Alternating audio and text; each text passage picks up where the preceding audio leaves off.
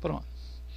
Então, o único problema é que quando a gente trata do potencial de carga de energia, a gente tem que saber o seguinte: se um material ele vai poder ter potencial para segurar elétrons na condução ou não, seja um potencial positivo ou um potencial negativo.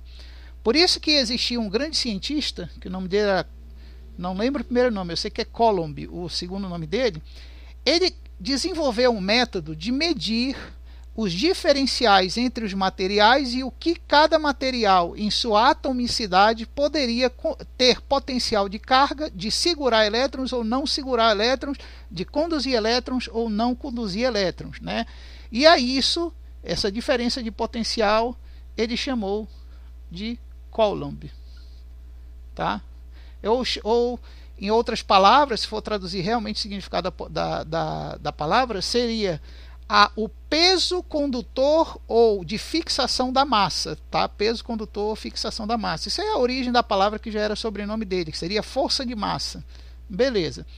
Então já entendi que o Coulomb ele vai me calcular justamente se aquele material, aquele átomo, aquela massa tem potência de carga de segurar elétrons, como esse aqui, ou se for negativa, porque tem mais elétrons negativos, ou se é positiva, se tem mais elétrons positivos. Mas aí é que está a questão. Como eu expliquei antes, isso aqui também é bom. Por quê? Porque se for mais positivo, ele vai ser um ótimo condutor.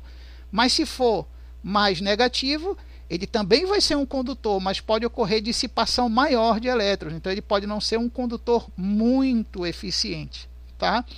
Bom, em relação a essa questão de conduzir e armazenar elétrons, Coulomb criou um padrão. E é esse padrão que nós estamos vendo aqui em cima, ó, que um elétron, isso nos materiais, né? Os elétrons que são negativos, por isso que tem negativo aqui, eles têm geralmente uma massa de fixação de carga de 1,6 vezes 10 elevado a menos 19. E isso equivale, é como se a gente dissesse que um elétron equivale a isso aqui em potência Coulomb, tá?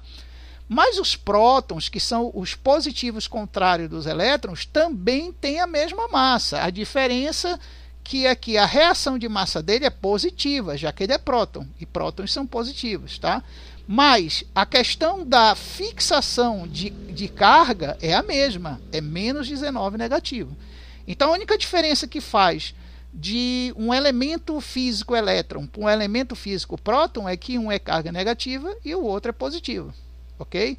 Então, baseado nisso, eu consigo saber numa massa específica, seja positiva ou negativa, qual é a capacidade de carga que ela tem em fixar elétrons. Então vamos fazer um cálculo aqui para a gente entender como é que é isso aqui, tá? Vamos fazer um cálculo aqui para a gente entender. Isso aí é uma revisão rápida do que a gente já viu. Então, por exemplo, se eu tenho um corpo aqui, que ele tem aqui quatro massa, ele tem 4 unidades de prótons e apenas 2 de elétrons. E eu quero calcular qual é o Coulomb dessa massa aqui, ok? Tem várias maneiras de fazer isso, mas a mais simples seria a seguinte, ó. Eu fazer 4 vezes, né, 1,6 positivo. É positivo porque eu estou tratando dos prótons aqui, tá? Então, vou ter que colocar até um mais aqui. Vou fazer um parênteses, porque eu vou ter que multiplicar aqui de novo, vezes 10 elevado a 19. E eu vou ter aqui os elétrons, certo? Que são 2 vezes, aí é negativo, né? 1,6 vezes 10 elevado a 19. Bom, o único problema aqui é que eu tenho que fazer o seguinte, ó. Aqui eu já posso eliminar na comparação, né? Porque na realidade isso aqui vai ser um diferencial que vai acontecer aqui. Então, a primeira coisa que eu posso fazer aqui é eliminar logo a base de potência, já que eu vou usar a mesma escala de potência. Praticamente vai ser a mesma escala de potência, então eu posso eliminar. Ok, então o que é que acontece? Aqui eu vou ter, se eu trocar o 1,6 vezes 10, eu vou ter 16 coulombs. E aqui eu vou ter também 16 coulombs. Então, se eu agora fizer aqui embaixo, como é que vai ficar?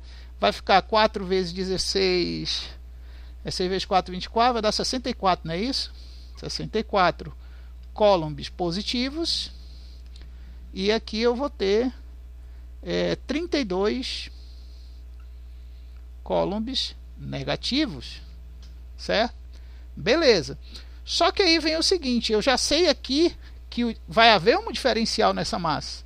E o diferencial aqui vai ser o quê? O que vai dar conta é que são 32 coulombs positivos. Então, na realidade, o potencial aqui dessa massa ter capacidade elétrica é mais positiva, ó. É mais positiva. São 32 coulombs positivos de capacidade. Então essa massa ela pode reter mais energia positiva. Ora, a gente já sabe que DC é uma energia que tem polaridade. Ela tem polo positivo e negativo. Então, como em DC a energia ela sai do positivo para o negativo, já é o contrário, então isso aqui vai trabalhar mais como isolante no polo positivo e como condutor no polo negativo. Por quê? Porque como é positivo, mais a capacidade de carga dela, a potência de carga, se eu jogar esse condutor aqui, ele vai isolar, porque mais com mais vai retrair. São polos iguais, né? São massas de densidade positivas iguais. Então a corrente aqui ela vai ter resistência a passar por causa disso. Já se eu pegar esse corpo e colocar aqui, ele vai ser ao contrário, ele vai facilitar a passagem. Se eu colocar nessa parte aqui, ó, ele vai facilitar a passagem dos elétrons aqui para o negativo, ok? Mas muito bem, isso aqui é a capacidade total de Coulomb daquele corpo. Mas tem uma outra maneira de eu calcular isso? Tem. Agora eu vou calcular, aí é que vem a importância. Aí eu tenho que saber em potência de 10, eu tenho que saber qual é a capacidade Coulomb dele elevado a 10, tá? Por exemplo, no caso desse aqui, o Coulomb deles é 4, então eu vou colocar aqui 10 elevado a 4, ok? É uma outra forma de calcular isso aqui. E os elétrons aqui, eu sei que são 2, né? Só que aí que está o detalhe. Não, peraí que eu estou calculando errado, desculpa aí, gente. Estou calculando errado. Esse Coulomb aqui, desse átomo aqui, é 10 a 4 positivo, certo?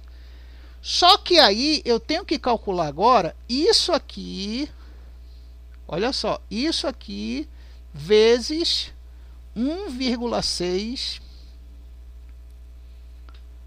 a 10 por 19, ok? Então se eu fizer aqui, ó, positivo, eliminar aqui positivo com negativo, eu vou ter então aqui C igual, vai ser 1,6 por 10 elevado a 15, no caso, 15. Então deixa eu calcular aqui, quanto é que vai dar isso aqui. Só que é negativo, tá? Desculpa que eu esqueci de colocar aqui que é negativo. E aqui também vai ser negativo. Então deixa eu calcular aqui para vocês.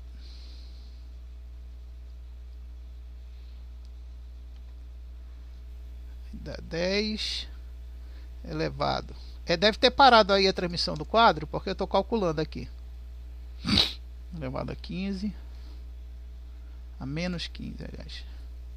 É menos 15, tá, pessoal? Aqui, ó. É menos 15.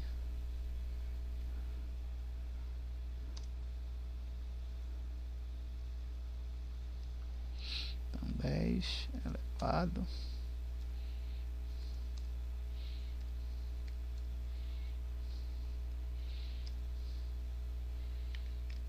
Tá.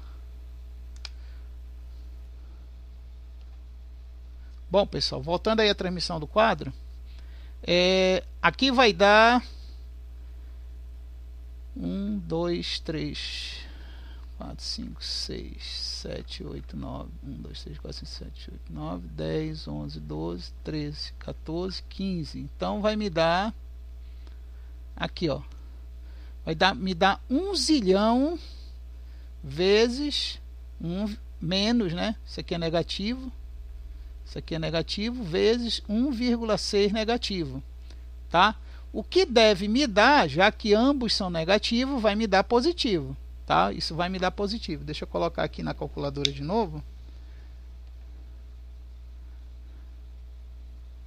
Deixa eu colocar aqui na calculadora.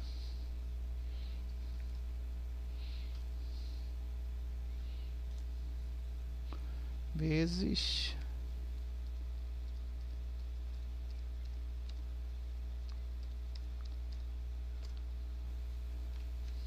Tá?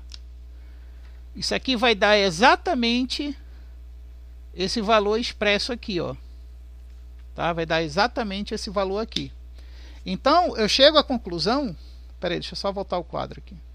Então, isso aqui, ó, esse resultado vai dar exatamente esse valor aqui. Eu chego à conclusão, então, que o Coulomb de capacidade de reter elétrons dessa massa é igual a menos 1,6 vezes 10 a menos 15, tá? O que vai dar em torno de 160, acho que milhões de elétrons que pode dar nessa massa aqui em passagem de corrente, tá? Em passagem de corrente. Não quer dizer que essa massa que tem só esses elétrons vai armazenar tudo isso de elétrons. Não, é o que pode passar nessa massa sem danificar a massa, tá? Esse é o potencial de Coulomb, é o potencial de carga que pode exercer de elétrons passando sobre essa massa aqui, tá? Mas o mais importante é você saber em Coulomb é que o resultado ele vai influenciar nisso aqui, na passagem da energia de positivo do DC para o negativo, já que é o contrário aqui, tá? Então a gente não pode esquecer esses dois aqui, essas duas definições aqui. Embora agora para os diodos, né? E agora para os diodos. A gente vimos, como tem lá na apostila, que os transformadores em linhas gerais, eles têm aqui a corrente AC passando aqui, e a gente tem aqui uma placa que ela é altamente positiva, tá? Altamente positiva. E como o AC vai passar elétrons aqui, tá? Vai fixar alguns elétrons aqui nessa massa, que é altamente positiva, vai fixar alguns elétrons. Entre essa massa existe um semi-isolante, tá? Que ele também tem algumas massas negativas e outras positivas. O que vai acontecer é que na próxima placa que existe aqui, ou ela vai receber o diferencial elétrico do Coulomb de unidades Coulomb positiva para cá, ou ela vai receber unidades Coulomb negativas para cá. Aí o que é que acontece? Geralmente esses transformadores ele vai ter um lado na segunda placa mais positivo e um lado que vai acumular mais negativo. Então, em linhas gerais, você pode sair por um condutor tanto positivo como negativo, vai depender de como está espalhado aqui, tá? Os coulombs positivos e negativos, vai depender de como está espalhado. E também pode sair aqui negativo e positivo. Isso vai depender de como essa massa aqui está construída, tá?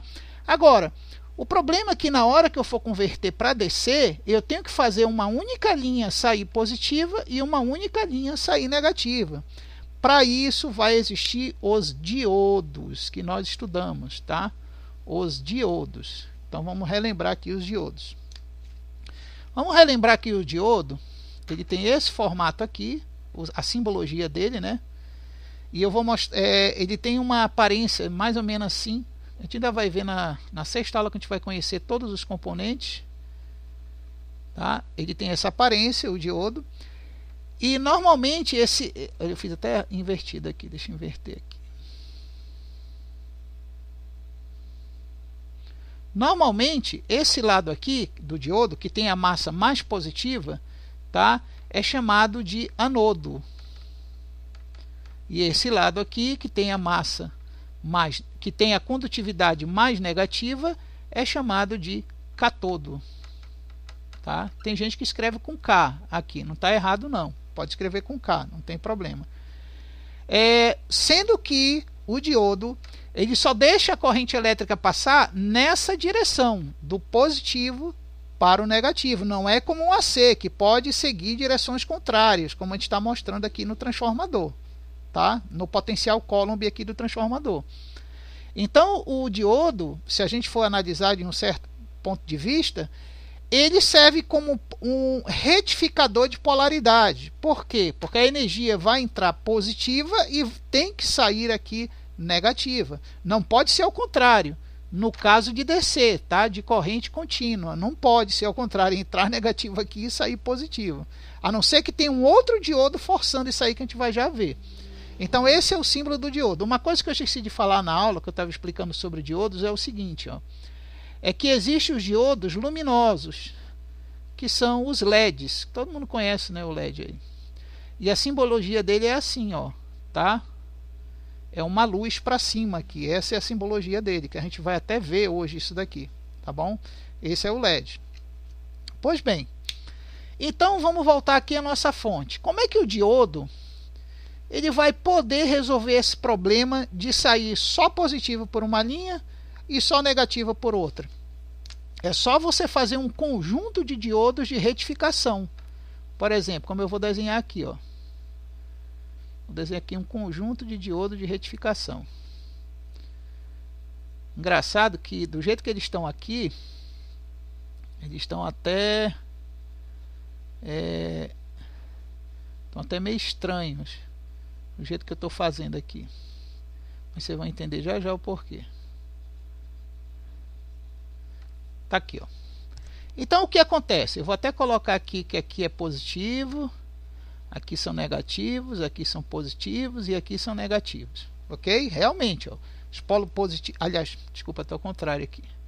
Aqui é negativo, aqui é positivo, aqui é negativo e aqui é positivo. Então vocês podem ver que esses 4 diodos eles vão seguir caminhos diferentes. Por quê? Porque eles não podem, a energia não vai poder ficar só aqui. Então vamos supor o seguinte, vamos supor que saia negativo daqui, ó, dessa linha, e entre nessa linha aqui do negativo do diodo. O que é que vai acontecer? O que vai acontecer é que nesse caso aqui não vai ter como negativo ele passar pelos diodos. Por quê? Porque aqui eu estou negativo com negativo. Aliás, não, está correto, negativo. Peraí, deixa eu apagar aqui, senão até eu vou me confundir aqui. Aqui está só negativo com negativo. A ligação está correta? Tá. O problema é que a energia não vai poder fazer isso aqui, ó. Ela não vai poder fazer esse sentido contrário. Porque aqui eu estou indo ao contrário da mão do diodo. Eu estou indo na contramão do diodo. Ela não vai poder fazer isso. Então, nesse caso, eu teria que ligar a energia negativa aqui, ó. Aqui no positivo, tá?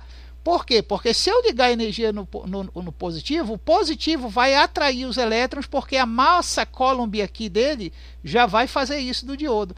Então, automaticamente, o diodo vai retificar. Ele só vai deixar sair positivo e negativo por aqui, tá? Ou por aqui. Ou por aqui. Entendido até aí, gente? Entendido, Sandro? Entendi? Beleza. Agora vamos fazer um outro caso aqui, ó. Beleza. Vamos fazer um outro caso. Na apostila lá do YouTube mostra esse diagrama aqui que eu estou fazendo. Tá? Vamos colocar de novo aqui positivo, negativo e aqui negativo. Vamos fazer um outro caso. Vamos fazer agora. Eu pego aqui a saída positiva do transformador e ligo aqui. Também vai dar problema, tá? Porque não vai poder sair negativo aqui e negativo. Então, o que eu vou ter que fazer? O que eu vou ter que fazer é ligar aqui, ó, o positivo. Cadê? O positivo nesse negativo aqui. Quer dizer, eu estou fazendo inversalmente o que eu fiz aqui ainda agora. Aí o que é que vai acontecer? O que vai acontecer é que esse negativo aqui, como ele não vai poder fazer a mão contrária, ele vai lastrar a energia para cá, ó. É aqui que vai sair a energia, tá? Porque aqui a gente faz inversalmente, ó, liga aqui, aí o negativo. E no caso, eu não posso fazer ele sair aqui, lógico, eu não posso fazer sair aqui. Então ele vai sair por aqui, o negativo. Tá? Então a melhor ligação seria essa aqui, em relação ao circuito de diodo de direção e retificação. Aí o que acontece? Vai ter uma polaridade DC positiva e vai ter uma polaridade aqui negativa. Então é assim que as fontes retificam para sair a polaridade negativa e positiva, ok? Bom, feito isso aí, a gente entendeu agora que o diodo ele retifica e passa a energia para um lado e para o outro. Agora, tem um pequeno detalhe. Os diodos, alguns deles, que são chamados Zeners, tá? Zeners, ele deixa a energia passar, mas tem um diferencial aqui. É que ele tem um limite. Eu vou até fazer esse triângulo maior para você entender esse limite aqui. É que ele tem um limite de corrente e tensão para passar aqui. Vamos supor que esse diodo, o limite dele é 1,5 volts. Tá? Então o que acontece? Se a tensão, a corrente e a tensão aqui, a corrente e a tensão for maior que 1,5, simplesmente ele não deixa passar. Ele não vai deixar passar, porque ele tem esse limite aqui, tá? Então ele simplesmente identifica e corta. Agora, desde que tenha um limite físico teórico de tensão, né? Se a amperagem aqui for muito alta, a tensão sobre a amperagem for muito alta, pode ser que ele, além de não deixar passar, ele queime, ele estoure, porque se passar tudo de uma vez aqui, ele vai se lascar todo. Então, normalmente, sob tensão sobre baixa pressão, que seria a amperagem, ele até bloqueia aqui se for acima da voltagem que ele foi programado para deixar passar. Se for acima, ele não deixa. Agora, existem outros tipos de diodos que fazem retificação. O que é? Por exemplo, o limite dele é 1,5, mas está chegando nele ali 1,39. Entendeu? Ele vai deixar passar. Aliás, não, desculpa, ao contrário. Está passando 1,59. Ele vai deixar passar, mesmo que esteja acima de 1,5. Por quê? Porque todo diodo Zener, preste atenção, todo diodo Zener, ele consome 0,07 volts, tá? Ele tem esse consumo de 0,7 volts. Então, como ele vai tirar daqui, ó, dos 59, ele vai tirar 7, vai ficar o quê? Vai ficar 1,52, que é muito próximo dessa corrente aqui. Então pode ser que ele deixe passar, dependendo de como é o material construído dele. Porque os Zeners, eles têm muitas características. Tem Zener feito de um material, feito de outro, de cristal, de polímeros e outra coisa. Então o que acontece? Essa pequena diferença de 12 milivolts aqui, ele até deixa, ele desconsidera e deixa passar.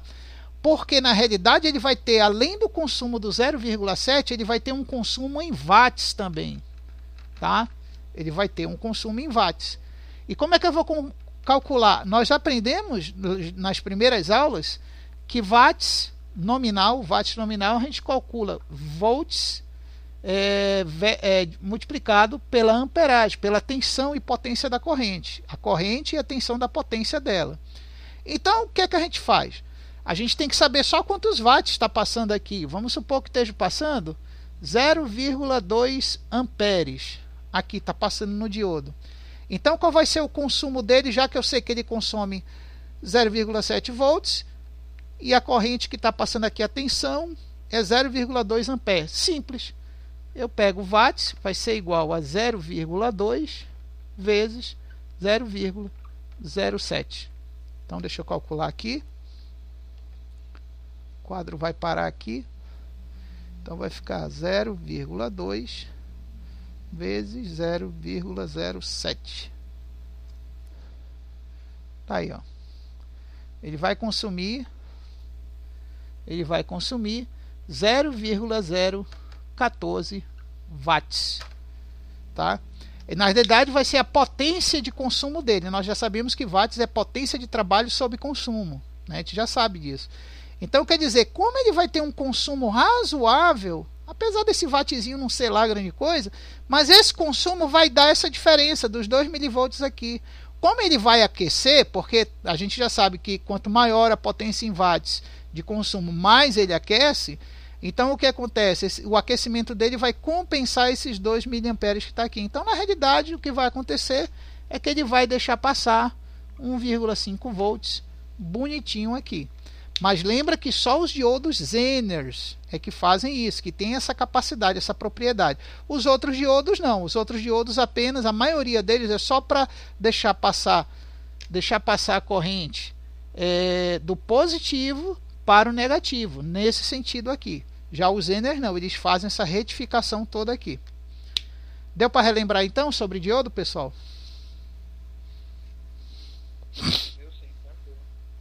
Beleza, então. Então vamos lá, continuando aqui. Agora vamos falar sobre resistência, tá? Resistência. Vamos dar uma revisão em resistência aqui.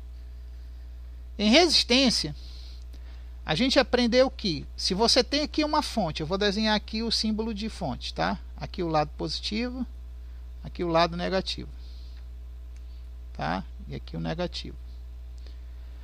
Então aqui é DC no caso. Vamos colocar aqui que são 9 volts, tá? São 9 volts. OK? E esses 9 volts, vamos dizer, essa bateria aqui, ou pilha que seja, tá? Positivo e negativo, ela está trabalhando a 0,5 ampere, tá? 0,5 ampere. Beleza, então se eu fizer isso aqui, ó, eu fechar o circuito dessa forma, na realidade eu não vou ter consumo nenhum e não vou ter trabalho nenhum. Resumindo, o que vai acontecer é que essa pilha aqui, ou bateria, ela pode entrar em curto, é o que vai acontecer, ou esquentar demais, é só o que vai acontecer. Ou então não acontece nada, vai depender dessa amperagem aqui. Se fosse 0,01 ampere, não ia acontecer nada, que a potência aqui é muito pouca, então praticamente não ia acontecer nada. Mas o que acontece é o seguinte, vamos supor que eu tenho aqui nesse circuito, eu tenho ligado aqui um diodo LED, tá? Eu tenho ligado aqui um diodo LED, com a luzinha dele aqui, ó, certo? Beleza, só que esse diodo tem um problema aqui. O diodo, ele não trabalha a 9 volts. Esse diodo aqui, ele trabalha a 3 volts, tá? E aí? Como é que eu vou fazer agora, né? Tá aqui, ó, o lado positivo ligado com positivo e o lado negativo do diodo ligado aqui com negativo. Então esse LED vai queimar, em pouca coisa ele vai queimar. Por quê? Porque está passando a corrente muito alta por ele. A corrente e a tensão está muito alta. Então como é que eu posso reduzir isso? Eu tenho uma forma para reduzir. Lembrando que a corrente vai passar aqui, ó, assim, e vai passar por ele de volta assim. Então eu pergunto para vocês, se eu tiver que reduzir a corrente para ele, eu tenho que reduzir aqui em cima ou aqui embaixo? Eu tenho que reduzir a corrente aqui em cima ou aqui embaixo? Em cima ou embaixo? Lembra que a corrente está fazendo embaixo ou em cima? Em cima, isso, Matheus. Em cima, por quê? Porque antes de chegar no diodo é que eu tenho que reduzir, tá? Então nesse caso eu posso usar um componente que nós vamos conhecer chamado de resistor, tá? De resistor. Então vamos agora à teoria em si, tá? O resistor, pela lei de Ohms, ele resiste à passagem da energia elétrica. É como se a energia elétrica, vamos supor que ele não resistisse, tá? Tá aqui o diodo sem resistência. Digamos, se eu tiver aqui um potencial de carga aqui são 7 elétrons, vai passar os 7 tranquilo aqui. Vai passar os 7 elétrons, porque não há resistência, a resistência é zero. Mas o que ele vai fazer é diminuir a potência de carga elétrica. Em vez de passar 7, pode ser que passe só 4, entendeu? Então ele vai gerar uma resistência aqui. Resistência à passagem, tá? No caso, ele vai gerar uma resistência à passagem. O diodo pode ser representado, aliás, o resistor pode ser representado assim ou representado assim, tá? Ou pode ser representado assim. A passagem, resistência à passagem. Pois bem, aí teve um cientista que tinha o sobrenome de Ohms, e ele pensou o seguinte: eu vou calcular através de diferentes resistências qual é a variação. Sim, essa de baixo é a mais comum, a representação mais comum. Só que quando você quer, vamos dizer assim, você quer imprimir na placa, imprimindo sobre a placa, os componentes que vão ser colocados, geralmente é feito assim sobre a placa, ó. É um quadradozinho bem pequeno assim, ó, que indica o resistor. Mas quando você está em projeto, não concluso o projeto, você faz assim, ó. Você faz dessa forma. Mas geralmente na placa ele aparece assim, na placa, dessa forma assim desenhado. Vamos lá então. Mas quem está fazendo o projeto, construindo o projeto, geralmente faz dessa forma mesmo. Então vamos lá. Então no caso, Ohms descobriu que existe uma proporcionalidade. Qual é a proporcionalidade que Ohms descobriu?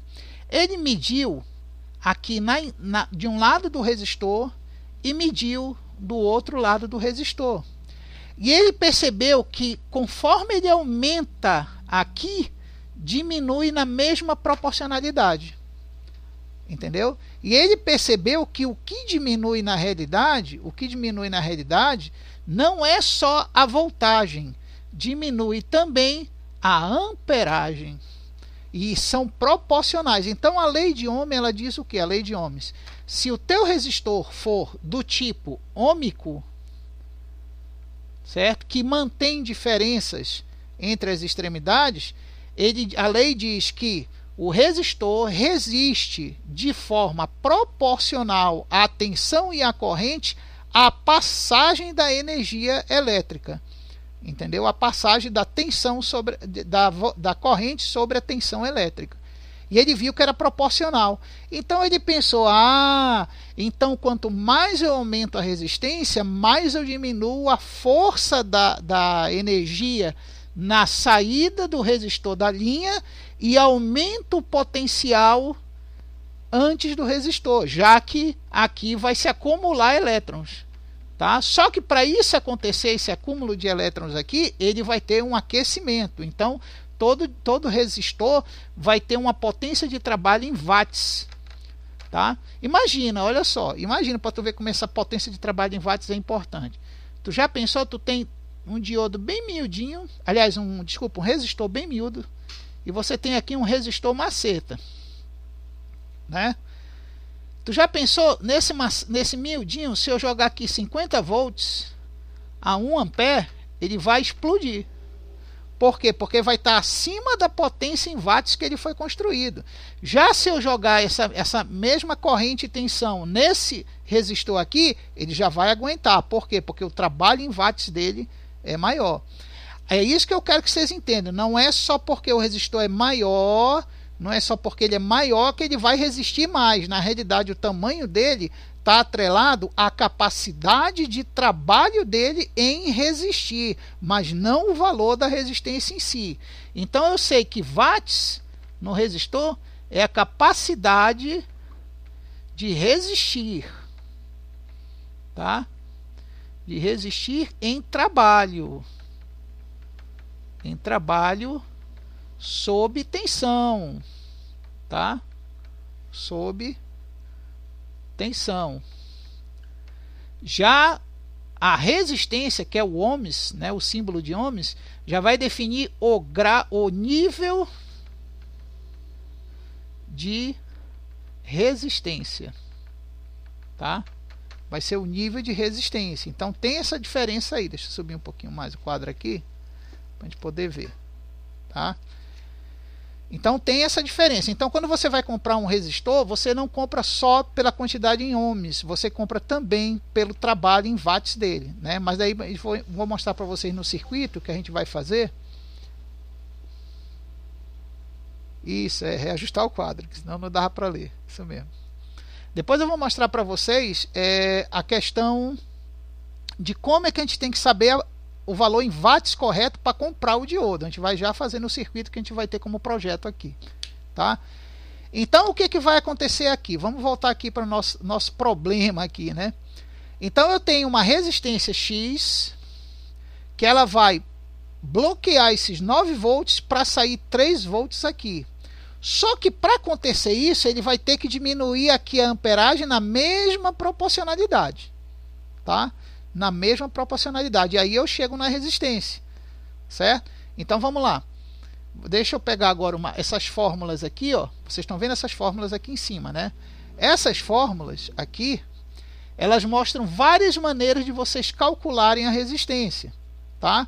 Por exemplo, aqui eu tenho a amperagem. Se eu quiser saber a amperagem naquele circuito, antes ou depois da resistência, eu apenas faço a corrente volts dividido pela resistência, se eu tiver já ela, certo?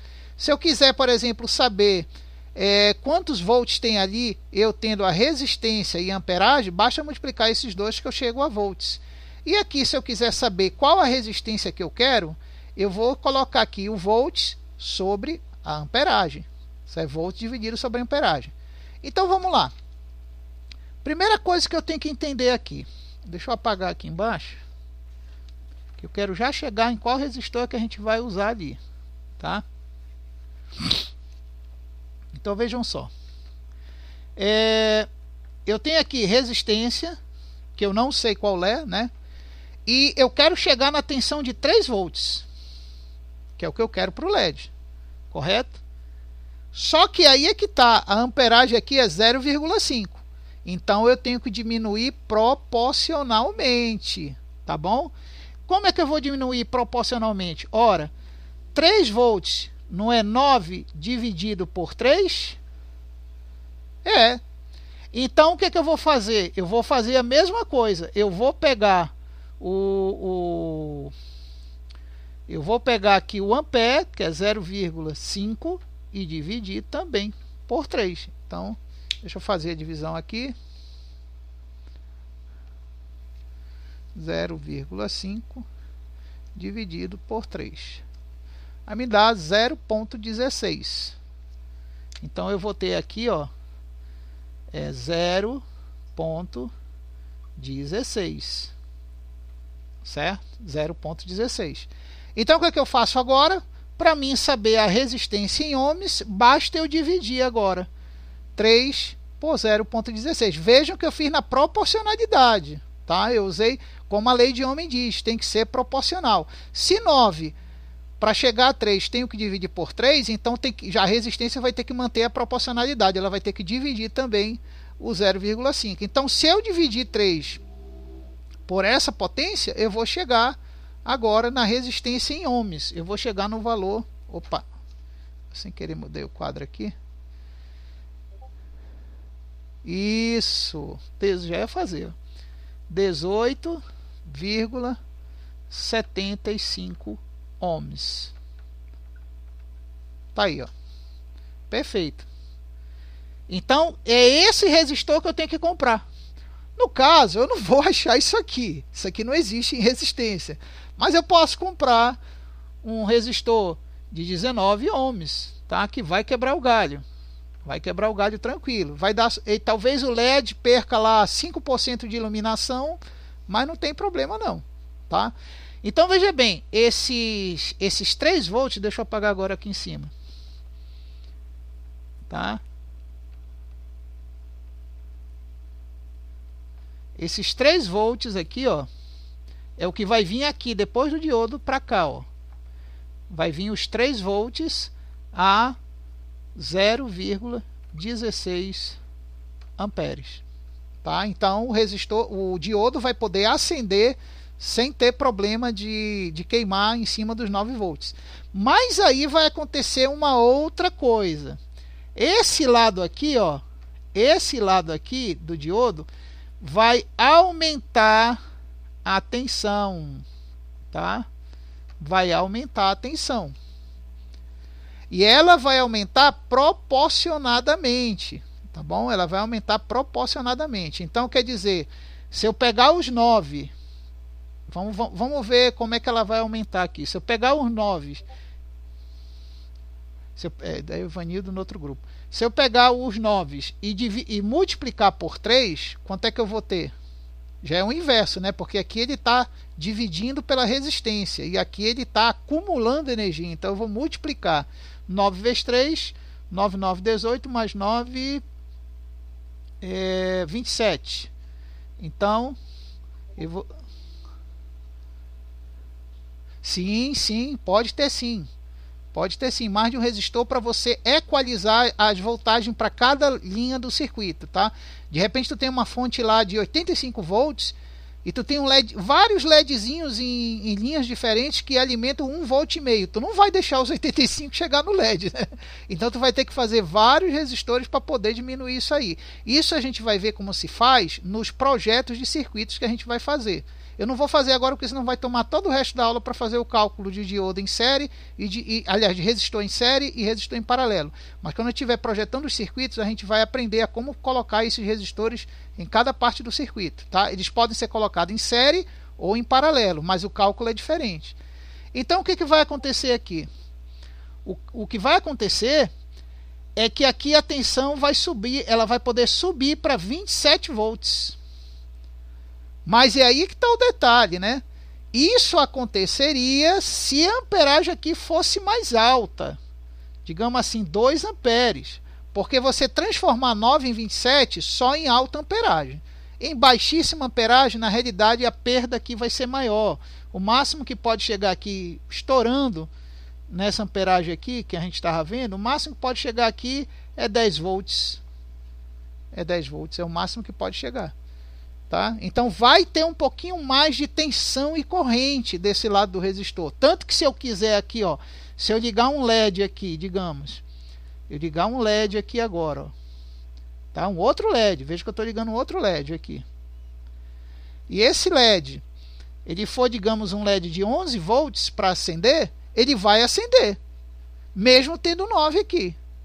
Ele vai acender. Por quê? Porque aqui vai ter uma elevação de corrente e tensão desse lado do resistor, e desse outro lado vai ter uma queda de corrente. Então esse LED vai estar protegido pelo resistor, mas esse não, esse vai estar sendo alimentado pela elevação de potência que tem aqui na saída da pilha ou da bateria. É lógico que nesse caso aqui, nesse circuito que eu estou fazendo, a pilha aqui vai embora rapidinho, se for uma pilha, vai acabar rapidinho, por causa do resistor, que tem que proteger esse LED aqui, tá?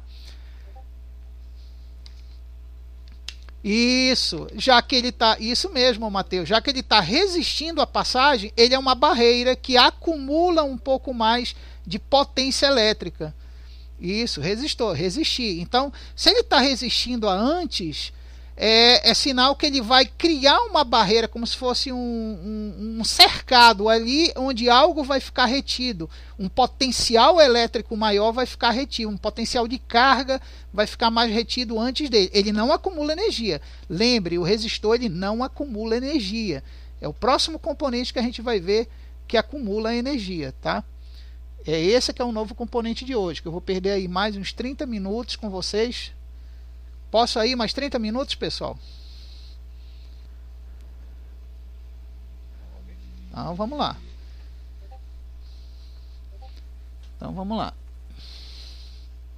Agora que vem o componente que acumula energia.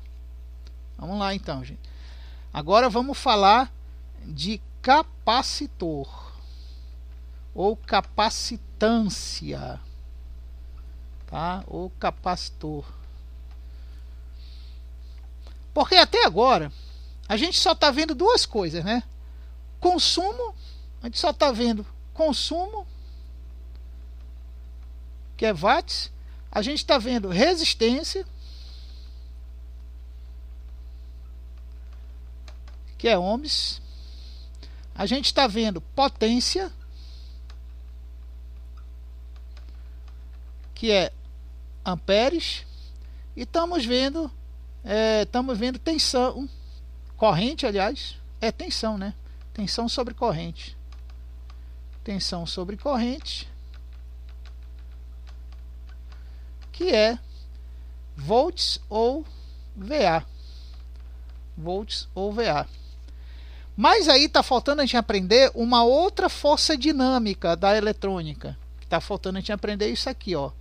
É a capacidade de armazenar energia. Armazenar. E a isso nós vamos chamar de Farad, tá? Que pode ser representado de diversas formas. Agora o Farad, para a gente entender essa nomenclatura aqui, a gente tem que entender as escalas, tá? Foi pensado na época que parece que é Michael Farad, é Michael Farad. Rapaz, esse cara aqui, se vocês forem atrás da história do Farad, aliás, é Faraday, o nome dele é Faraday, tá? Se vocês forem atrás da história de Faraday, vocês vão ver que ele foi o cara que mais contribuiu para a eletrônica, vamos dizer, contemporânea, aquela eletrônica inicial, até dos relés em si. Foi ele que foi um dos caras que contribuiu para os relés atuais que tem, e muitos dos componentes que passam energia e acumulam energia foi ele que descobriu e projetou. Então vale a pena vocês estudarem sobre a vida de Faraday. Ele é um cientista fenomenal, ele. Então olha só, a gente conhece o nosso coração, né? Vamos desenhar aqui o coração. Vou desenhar um coraçãozinho bonitinho, um emoji aqui. E a gente sabe que dentro do coração tem aquele coração maior, né? Vou desenhar um coração bem grande aqui. Tá, um coração maior aqui. Parece outra coisa, mas é coração, tá, pessoal? Olha só. Então o que acontece? Esse coração, vamos supor que esse coração internamente ele tem um espaço assim, tá? E esse aqui tem um espaço maior, tá? Então eu posso dizer o seguinte: esses dois corações funcionam como uma bomba, como se fosse uma bomba de sangue, né? Já que o que passa por ali é sangue. Só que tem um detalhe: esse coração que é maior, ele vai acumular mais sangue internamente antes de expedir. E esse coração, como tem um espaço menor, ele vai acumular menos sangue antes de expelir. Então, da mesma forma, funciona o termo de Faraday, tá? O Faraday. Então, o que acontece? E o mais engraçado, sabe qual é o mais engraçado? Que quando a gente analisa o potencial do coração como um todo, de armazenar sangue, a gente poderia comparar chamando de Farad. Mas quando a gente analisa isso aqui, ó, o espaço disso aqui de contração, ó, o espaço de abrir para entrar sangue e depois fechar mais rápido para expelir o sangue, esse movimento que eu estou fazendo com a mão, isso daí a gente chama de outra coisa. Nós chamamos isso aí, olha como é engraçado, nós chamamos isso daí, lendo ao contrário, a gente chama de Daraf. A gente chama de Daraf, tá? Então a gente diz que quando o coração abre para reter energia é a capacidade Farad. Quando ele fecha para botar o sangue para fora, essa dilatação de espaço que o coração faz, eles chamam de Daraf. Faz sentido, né? Porque está em uma direção, está na outra, está numa direção, está na outra. Então vai ao contrário aí a pressão do coração, né? Abre para aumentar a pressão e fecha para alastrar a pressão ou diminuir a pressão. É muito louco mesmo. Então vamos lá. Aí o que acontece é o seguinte: Faraday, o cientista lá, descobriu que a coisa mais difícil do mundo, pelo menos na física eletrônica, em eletroquímica é possível, mas não na física de materiais mais sólidos, tá? E materiais com maior nível de prótons. Talvez um material que tem uma quantidade assim, sei lá, enorme, como plutônio, como urânio, que tem quantidade de prótons absurdamente titânicas, talvez eles consigam fazer isso, e eles conseguem mesmo. Tanto que a radiação são cargas positivamente altas que atravessam o nosso corpo e acabam arrastando os elétrons dos tecidos, das uniões de moléculas e átomos dos tecidos. É isso que a gente chama de radiação nuclear. Então, olha só, Faraday descobriu que para você ter um corpo que tenha uma carga positiva e você reter junto com essa carga positiva 1 volt, aí nós temos um problema. Por quê? Porque se essa carga de próton aqui ela segurar somente 1 elétron, ainda não é o suficiente para 1 volt. Então ele descobriu que 1 volt a nível de acúmulo de massa é a coisa mais difícil do mundo de calcular. A gente aprendeu que a gente calcula que 1 elétron, a gente calculou que 1 elétron é igual a menos 1,6 vezes 10 menos 19, certo?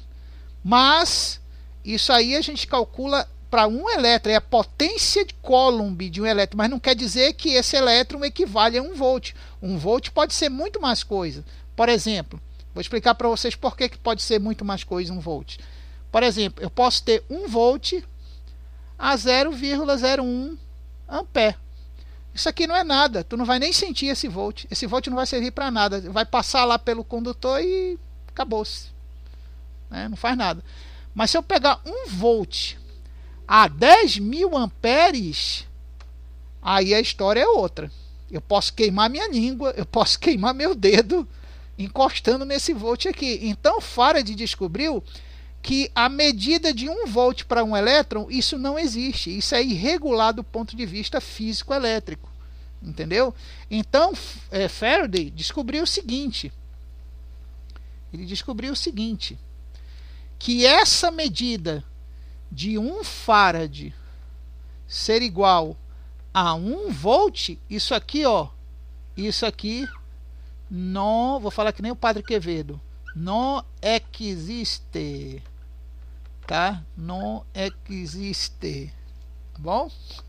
Então não existe. Faraday descobriu que era impossível 1 Faraday de armazenamento ser igual a 1 volt sob qualquer tensão ou sob qualquer potência, entendeu? Então o que foi que ele descobriu? Ele descobriu que quando os elétrons eram armazenados eletroquimicamente ou através de massas sólidas, ele descobriu que sempre é muito menor do que 1, sempre é abaixo de 1, nunca chegando a 1. Então ele criou uma escala que é assim, ele criou uma escala chamada milifarad,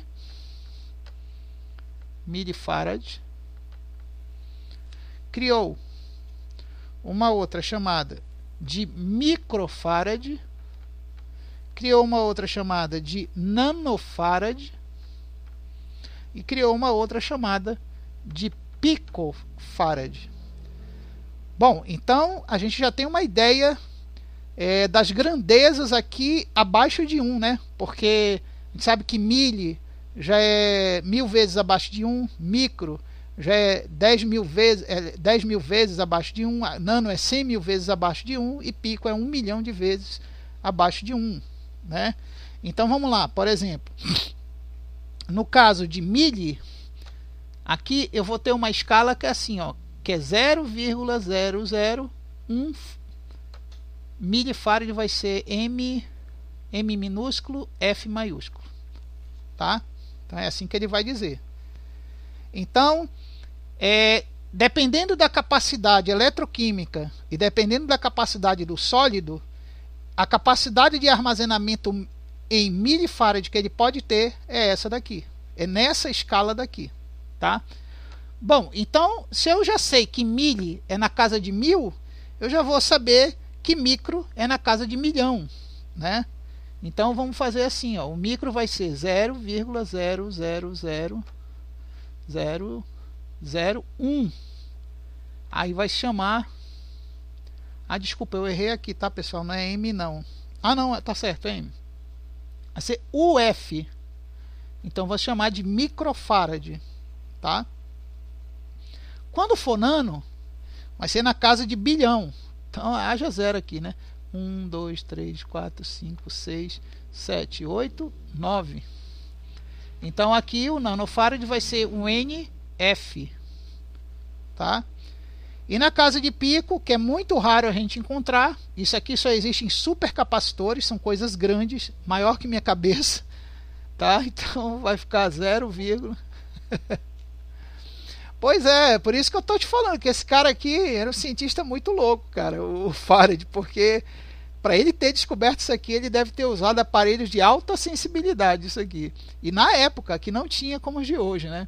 Hoje a gente verifica isso aqui, até em osciloscópio a gente verifica isso aqui hoje. Então aqui haja zero. Eu não vou colocar todos os zeros não, tá? Mas vai dar PF, tá? Picofarad. Tá bom? Picofarad. Então, deixa eu ver se vocês entenderam isso aqui. Eu tenho dois capacitores aqui, ó. Eu tenho dois capacitores. Deixa eu pegar outro pincel aqui. Eu tenho um capacitor. Ah, o desenho do capacitor é assim, ó. Esse é o desenho mais trivial, tá? São duas barras paralelas. E existem dois tipos, tá? Existe o não polar. Ele não tem polaridade, tá? E existe esse aqui. E existe esse aqui, ó, que é o polarizado, tá? Ele pode ser representado assim. Deixa eu desenhar melhor ele aqui. Ele pode ser representado assim ou pode ser representado assim, ó, com um arco ao redor da barra, tá? Esse aqui é o polarizado. Agora eu não lembro aqui, peraí, deixa eu só lembrar porque eu faço mais desse aqui. Às vezes eu costumo pegar esse aqui e colocar o mais e o menos para identificar. Você pode fazer isso se você estiver fazendo projeto. Mas você pode colocar assim, esse aqui é mais, esse aqui é menos. O maior aqui é menos, tá? E esse lado aqui que é curvado é o mais e esse aqui é o menos. Esse aí é o polarizado. Esse aí nós chamamos ele de polarizado, tá? Polarizado, mas tem outro nome, tá? Eletrolítico. Eletrolítico, tá? Deixa eu subir o quadro aqui, tá? Eletrolítico. Pois bem, agora deixa eu só pegar um outro pincel ali, pessoal.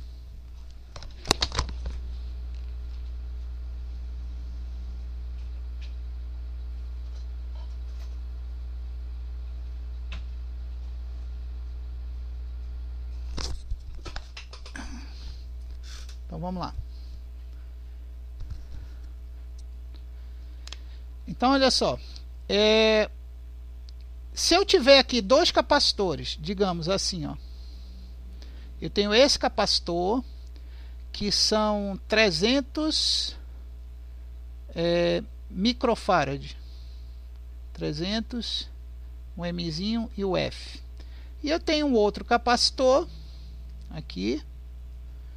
Eu tenho um outro capacitor aqui que ele deixa eu fazer um valor maior.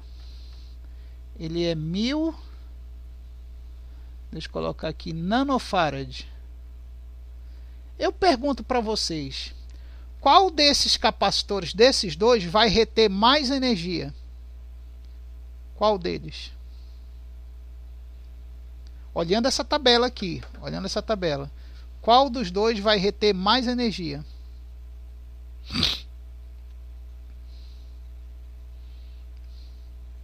Vai conservar, já que ele tem a capacidade de armazenar energia. Qual vai armazenar mais energia?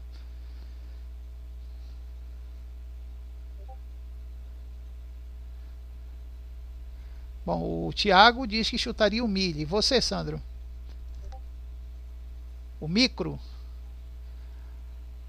No caso... Mas não tem micro. Não tem micro não. Aqui é milli e aqui é nano. Aqui é milli e aqui é nano. Qual é, Sandro? É o millifarad ou nanofarad que vai armazenar mais energia? Em relação a essa tabela aqui. Isso, é o millifarad. Por quê? Porque o millifarad, a escala de potência dele é maior.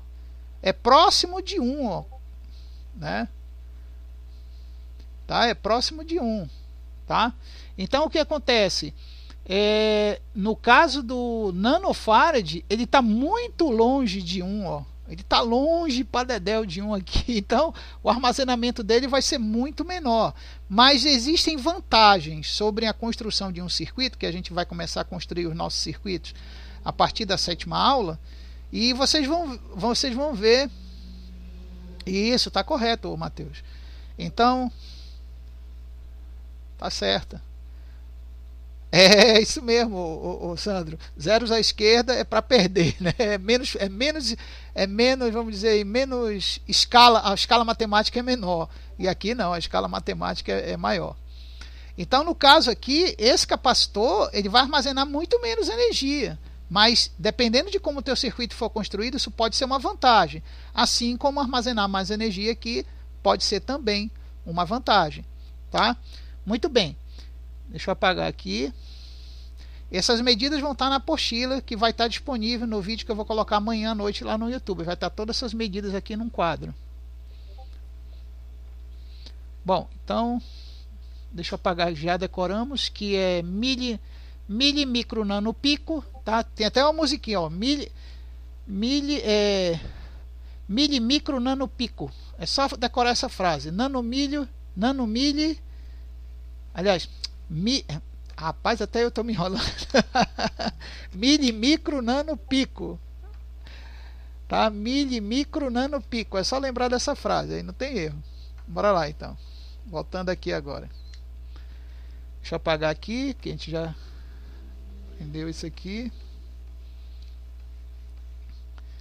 Vamos lá então. Então veja só, se eu tenho um capacitor aqui, ó, um capacitor, tá? Primeiro deixa eu explicar fisicamente por que essa propriedade física ocorre, tá? Num capacitor comum, se eu fosse desenhar fisicamente o capacitor, ele seria mais ou menos o que eu vou desenhar aqui, ó. São duas placas dielétricas, tá? Que estão distantes, elas têm uma distância aqui uma da outra, ó, e uma tem seu terminal aqui e a outra tem seu terminal aqui, tá? O que acontece é que nesse espaço aqui, ó, entre elas, nesse espaço aqui, tem um material semicondutor. Aliás, não, desculpa. Tem um material inversamente dielétrico, tá? Inversamente dielétrico.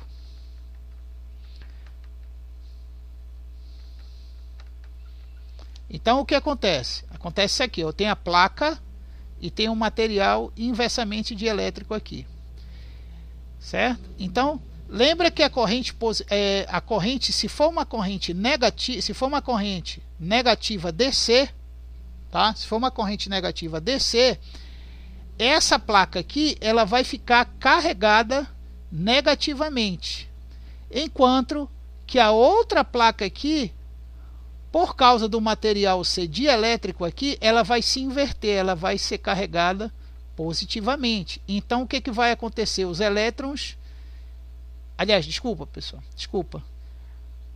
tá? Se chegar menos aqui, eu errei aqui na inversão das cargas, espera aí.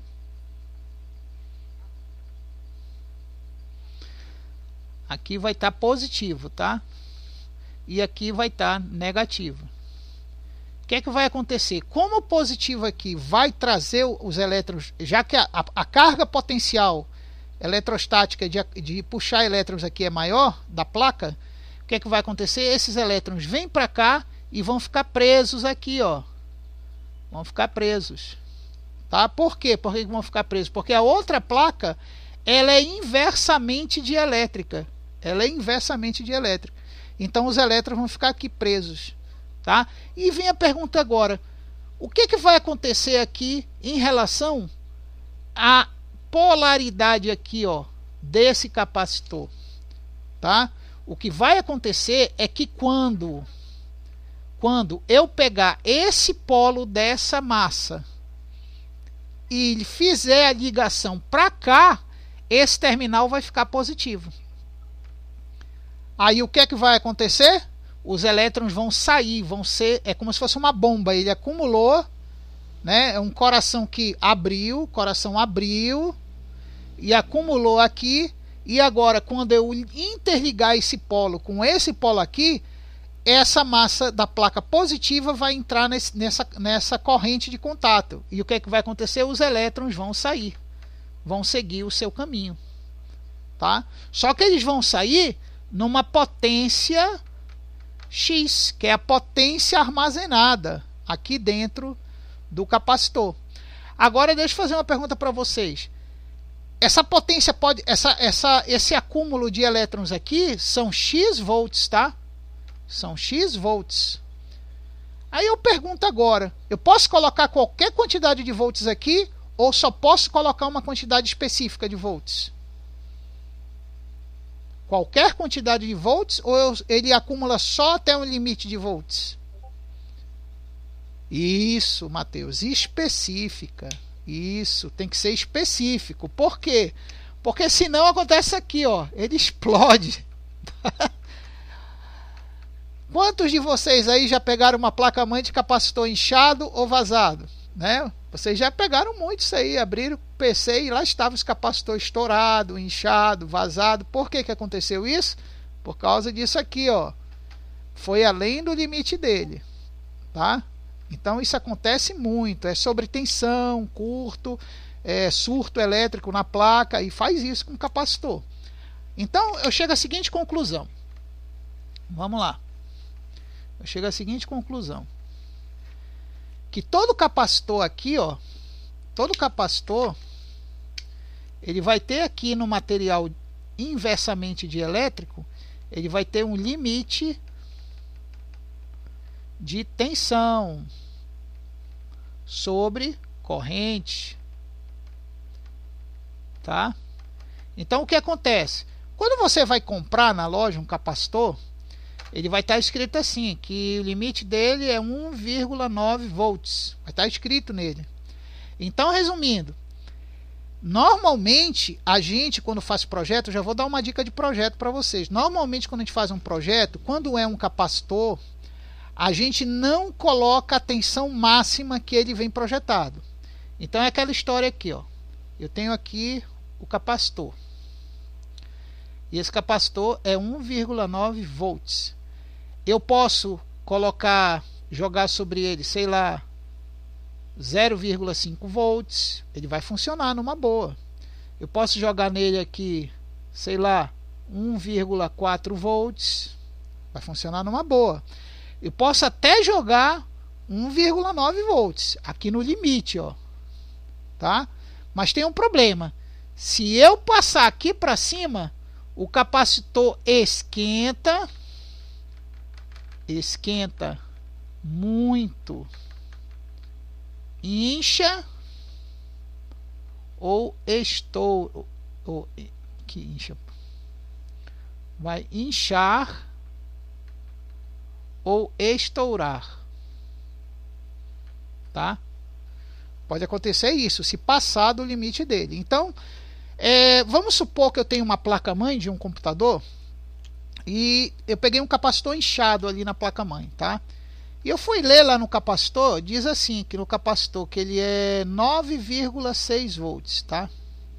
Ele é 9,6 volts capacitor. E eu fui na loja lá comprar um outro capacitor para substituir e eu não achei 1,6.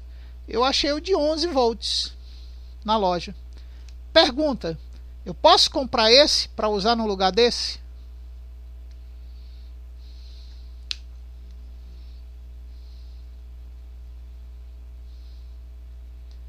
A pergunta é: o meu capacitor que deu problema. Olha, vocês não leram direito, não viram o que eu falei aqui, ó. O capacitor aqui é 1,9. Não, não é tão alta não, porque o perigo é você chegar num capacitor que aqui no limite dele. Se eu puder comprar um capacitor que trabalhe com uma tensão maior, não tem problema. Eu só não posso fazer isso aqui, ó. É comprar um capacitor de 50 volts, aí é demais da conta. Aí é demais da conta, mas digamos 9,6, eu achei só 11, um de 11 Na loja eu posso comprar, porque como eu mostrei aqui, o capacitor ele vai armazenar energias mais baixas, mesmo que a energia esteja abaixo do limite dele. O que eu não posso fazer é comprar na loja um capacitor de 8 volts, porque como a placa... Bom, aí é que tá, se a tua capacitância for igual, beleza, mas aí vem aquela história. Se esse capacitor de 9,6 volts estourou porque está passando tensão acima de 9,6, eu não vou comprar um de 9,6, eu vou comprar um de 11. Por quê? Porque eu sei que se eu comprar um de 9,6 vai estourar de novo, cara. Entendeu? Vai estourar de novo. Então, por isso que todos os capacitores, sejam de poliéster, eletrolítico, polarizado ou não polar, todos eles podem trabalhar abaixo do que eles forem fabricados. Pode trabalhar, porque a função deles é armazenar energia. Então, se eu tenho um capacitor de 11 volts, ele vai armazenar 9,6 tranquilo, tranquilo. Tranquilo, tranquilo. De folga ainda. Não tem problema. A diferença é que o tamanho físico, por exemplo, esse de 9 volts, pode ser desse tamanho, o de 11 volts vai ser um pouquinho maior. A diferença vai ser o tamanho físico. E quando ele estoura, é justamente que ocorre o que a gente chama de DARAF. Ele excedeu o DARAF, ele excedeu a capacidade eletroquímica e física dos prótons e elétrons internos dele, dessas placas aqui. As placas não suportaram. Então, porque ele passou de 9,6 volts em algum momento, aí as placas dilataram e houve sobreaquecimento no capacitor. Então, o que é a melhor solução? Eu comprar um capacitor com um pouquinho mais de limite de tensão, porque aí eu colocando esse capacitor no lugar desse, ela pode subir um pouco além de 9 que o capacitor aguenta. Entenderam então, pessoal, agora? Por exemplo, é que nem carro. É que nem carro, não tem um motor de partida? Vocês já viram que tem carro que tem um motor de partida bem pequenininho, né? Desse tamanho assim. Aí o cara vai lá na loja do carro e ele acha um motor de partida um pouco maior, né? É o chamado Bendix, né? O chamado Bendix do carro. Então, às vezes tem carro que tem um Bendix muito pequeno que queima com facilidade. Aí você vai lá na loja de carro e compra um Bendix maior. Quando você comprar um Bendix maior, nunca mais você vai queimar um Bendix. Por quê? Porque um Bendix é um relé de capacitância. Como ele é maior, ele vai aguentar uma sobretensão na hora de tu dar a partida no carro. Tá? Então, nem sempre pequeno quer dizer bom em armazenamento de energia, tá, pessoal? Nem sempre pequeno quer dizer bom. Vamos lá. Só para terminar, vamos ver a última propriedade do capacitor aqui, tá? Vamos ver a última propriedade dele.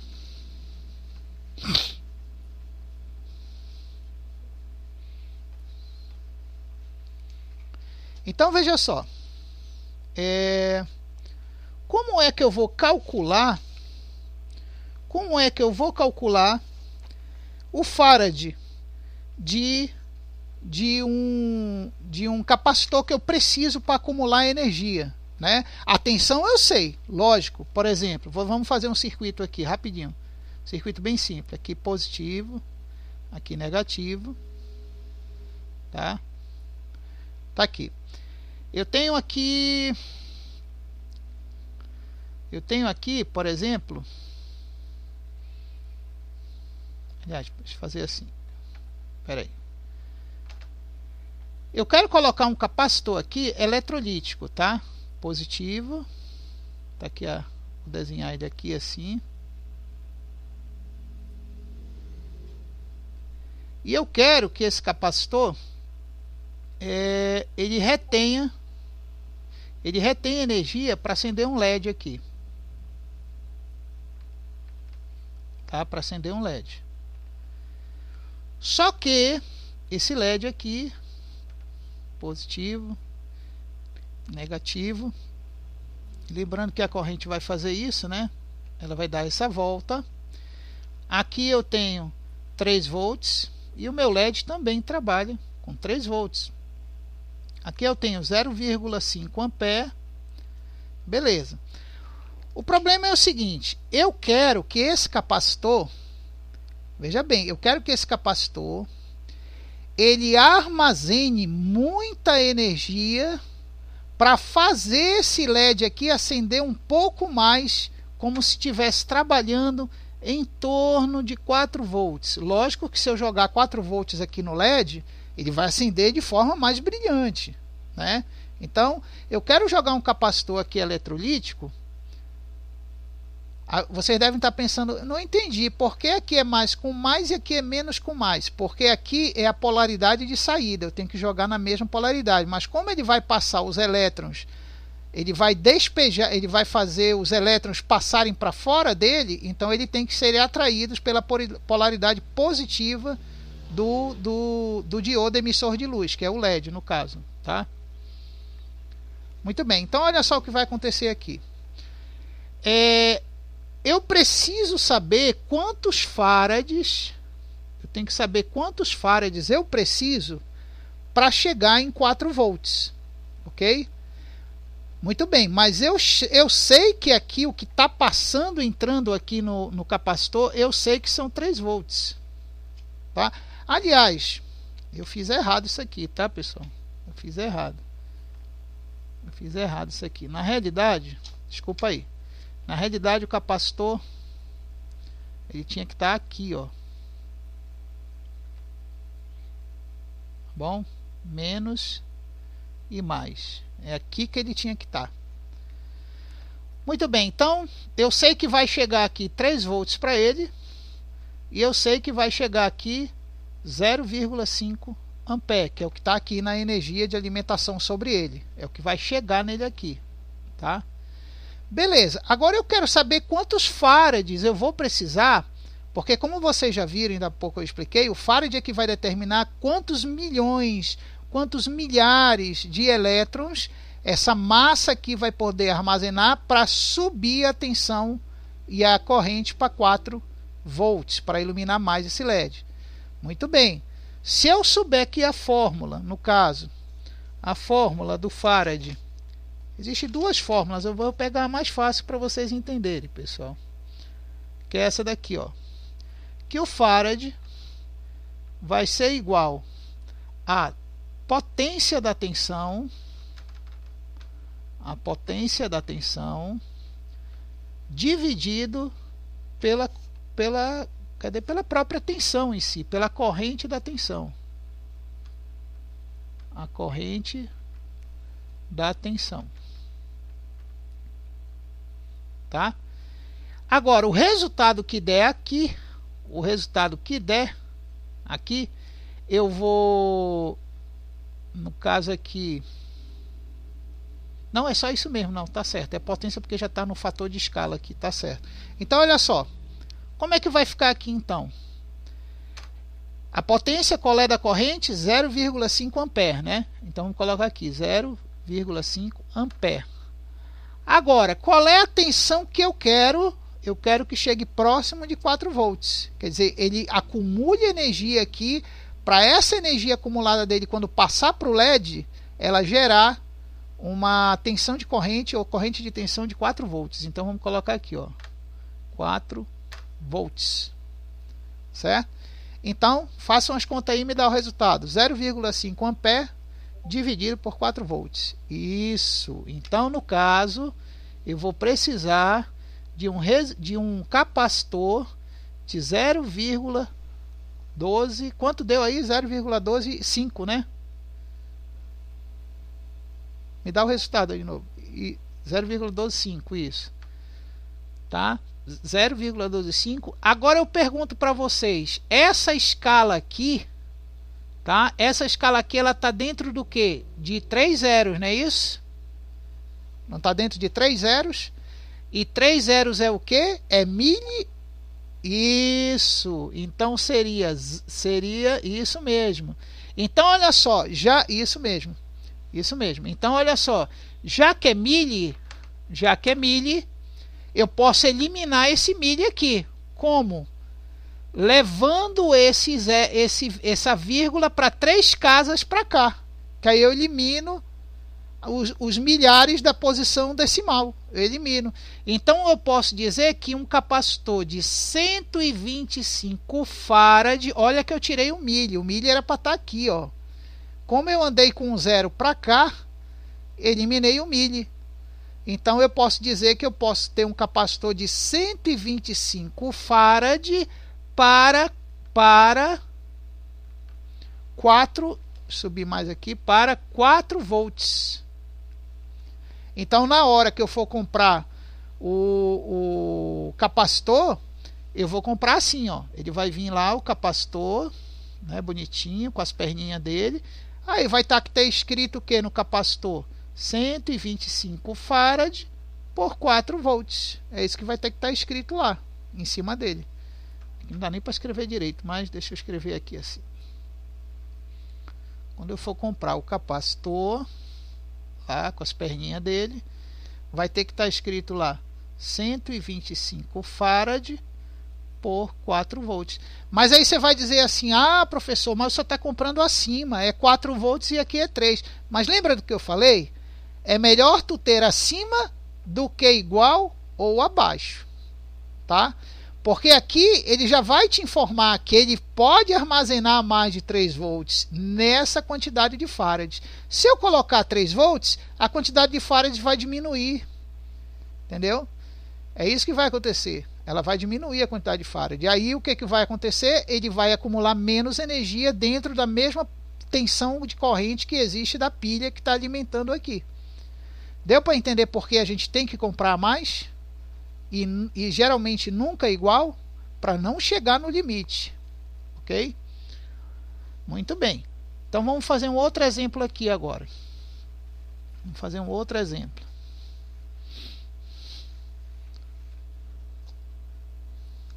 É isso que é o mais interessante, é que quando você vai comprar na loja um capacitor, vai estar escrito bem assim no capacitor, ó, 6.300, peraí, 6.300 milifarad, é assim que vai estar escrito. Mas vocês sabem que não é na realidade 6.300, né? Vocês sabem que não é isso. Na realidade é 0,00, deixa eu ver, 1, 2, 3, é isso mesmo. Na realidade é 0, né? É 0, ou então para ser mais certo é isso aqui, ó, porque aqui é que está o milho, ó, o 1000. Então na realidade, quando você compra um capacitor assim escrito 6.300 milifarad, na realidade você não está comprando um de 6.300 milifarad, você está comprando um de 6,3 farad. É isso que você está comprando. Entendeu? Ou até, se for o caso, você pode comprar de 6 farad. Então o milifarad, ele está te impondo isso, ele está te impondo que a divisão decimal ela morre aqui, ó. É isso que ela está dizendo. Agora vamos supor que eu fosse comprar um capacitor que diz na loja assim: ah, é 6.800, deixa eu ver aqui na escala, uma escala fácil de representar, né? Olha lá, microfarad, é isso, microfarad, certo? Microfarad, se tiver escrito assim, na realidade não é 6.800 microfarad, na realidade tu lembra que tu estás aqui, ó, com mais 3 zeros e uma vírgula aqui, ó. Entendeu? Por quê? Porque tem que estar na casa de milhão, ó. Tá? Tem que dar na casa de milhão aqui. Tá? Então, se eu quisesse eliminar essas 6 casas aqui, eu faria assim, ó.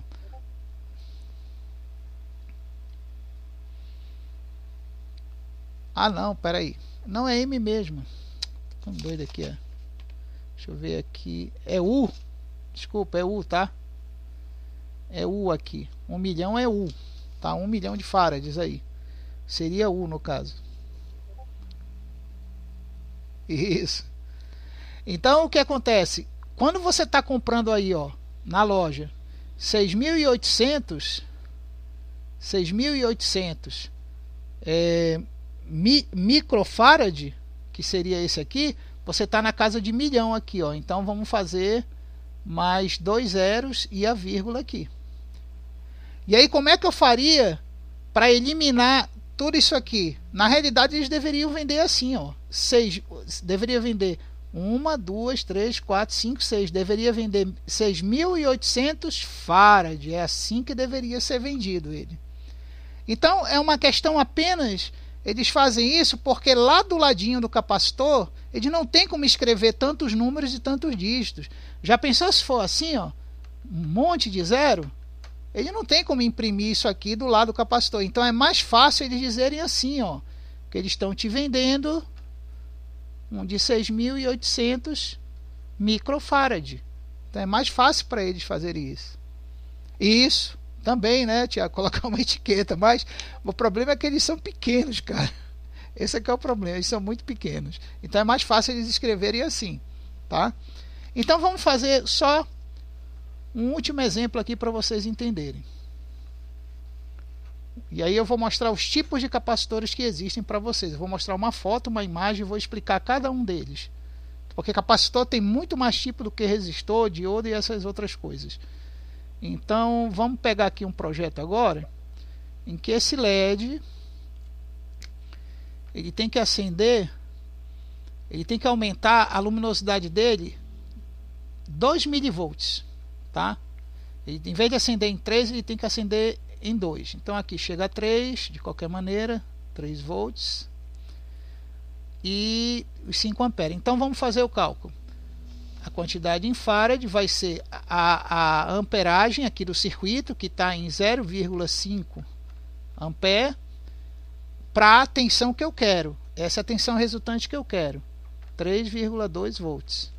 Faça um cálculo aí. Quanto é que dá?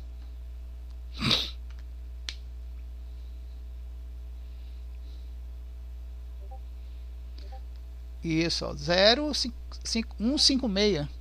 Então seria 0,156 milifarad. Na realidade, quando eu for comprar, eu vou pedir isso aqui, ó. Eu quero um que seja 156 milifarad. Aí o cara vai dizer assim: ah, mas eu não tenho 156 para te vender.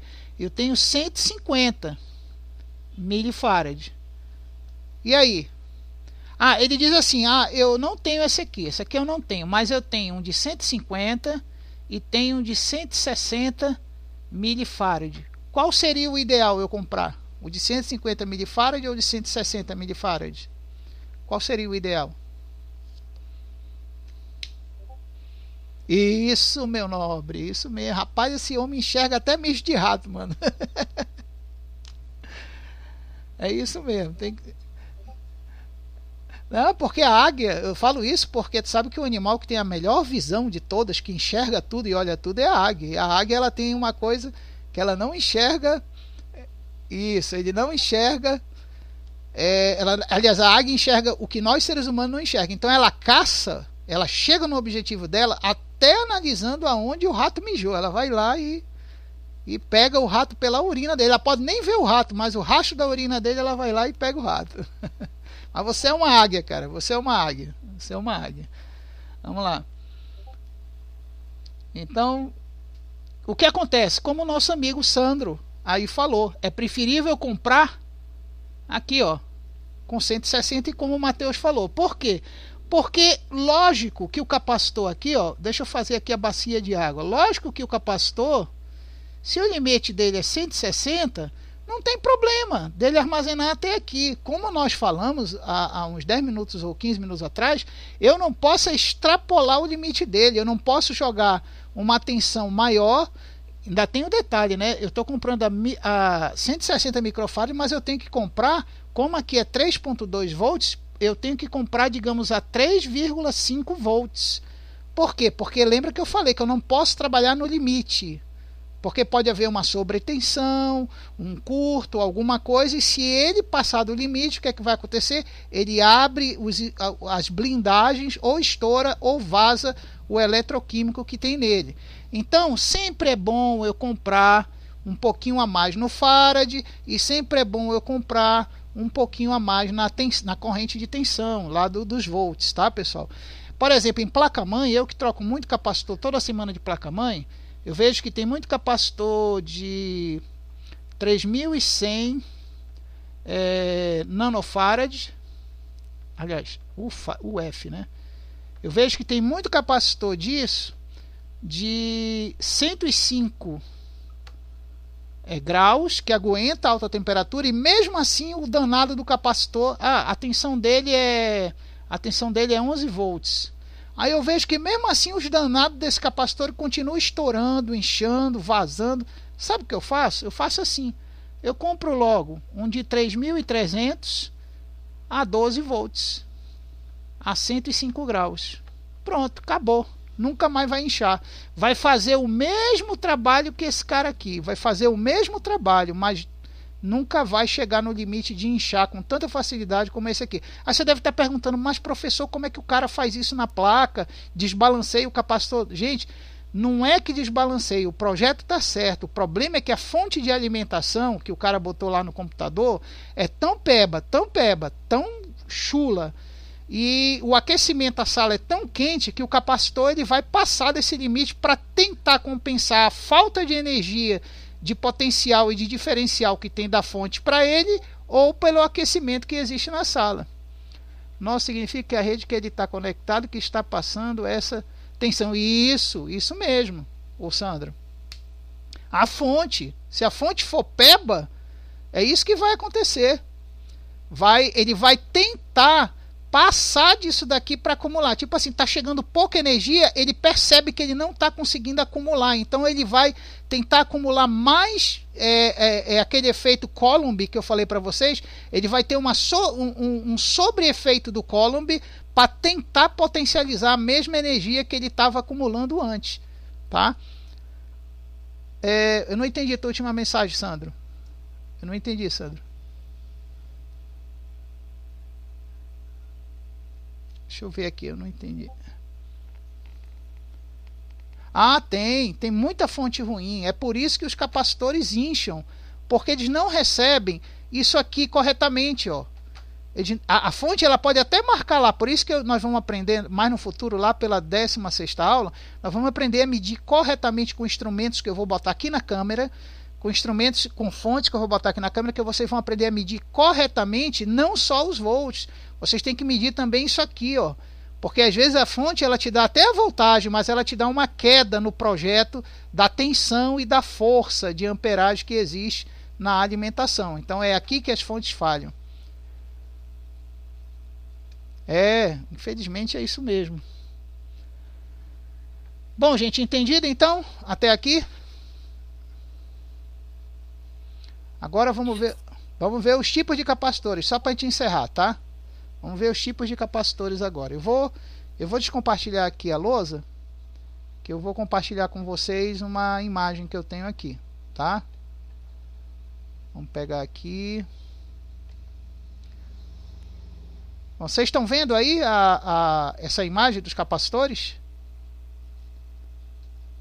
Vocês estão vendo? Beleza, então vamos lá. O primeiro capacitor que a gente está vendo aí é o eletrolítico, é o número 1, tá? Esse é o único capacitor que tem polaridade.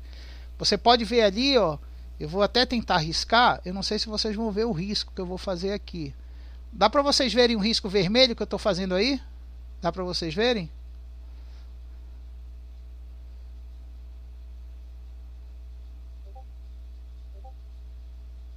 Bom, então infelizmente o grommet aqui não está ajudando, mas é assim mesmo. Bom, então vai sem riscar mesmo. Então vocês estão vendo aí que, a não ser que eu faça o seguinte, deixa eu abrir essa imagem, deixa eu descompartilhar a tela aqui e abrir ela no editor gráfico, que é melhor. Deixa eu fazer isso aqui no editor gráfico. Só um momento.